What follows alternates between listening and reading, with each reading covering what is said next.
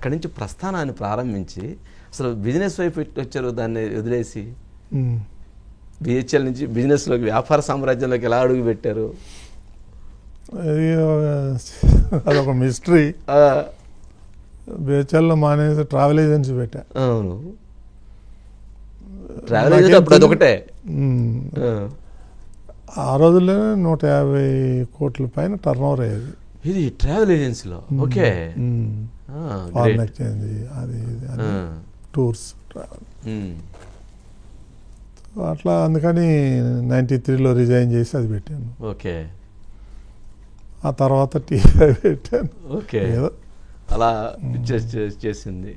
ఇప్పుడు తర్వాత ఇప్పుడు టీటీడీ చైర్మన్ అంటే ప్రస్థానం అంటే ఒక సక్సెస్ స్టోరీ అనేది చాలా పెద్దది. బిఆర్ నాయుడు గారు మాటలు చెప్పడం చాలా తేలిక. ఒక మనిషి కష్టపడి ఒక రైతు కుటుంబం నుంచి ఇన్ని ప్రస్థానాలను తీసుకొని ఇక్కడ దాకా వెళ్ళటం ఏమనిపించింది ఈ కెరీర్, ఈ జర్నీలో? అది నా అదృష్టంగా భావిస్తున్నా. మా అమ్మ చేసుకున్న పుణ్యం అనిపిస్తుంది. మా అమ్మ చాలా భక్తురాలు ఏంటి తెలుసు. ఓకే, లక్ష్మీ గారా? మా అమ్మ పేరు లక్ష్మి. మునిస్వామి నాయుడు గారు, లక్ష్మీ నాయుడు గారు. ఓకే, ఆమె చేసుకున్న పుణ్యం అనిపిస్తుంది నాకు. ఎన్నోసార్లు బిహెచ్ఎల్లో పనిచేసేటప్పుడు దర్శనానికి పోతే దర్శనం దొరికేది కాదు. ఆడ బయట కోనెట్లో పోయి కాళ్ళు చేతులు కడుక్కొని నీళ్లు చల్లుకొని బయట ఆడ ఉంటది కదా దీపం, అవును, అక్కడ కొబ్బరికాయ కొట్టి అక్కడి నుంచి దేవుడికి దండం పెట్టుకొని పోయేవాళ్ళు.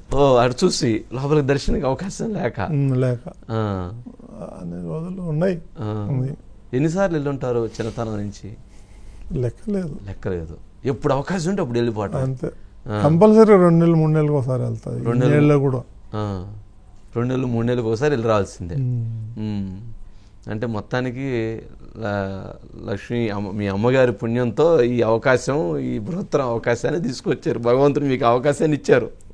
చాలా గొప్ప అవకాశం. మామూలుగా అందరికీ రాదు కదా.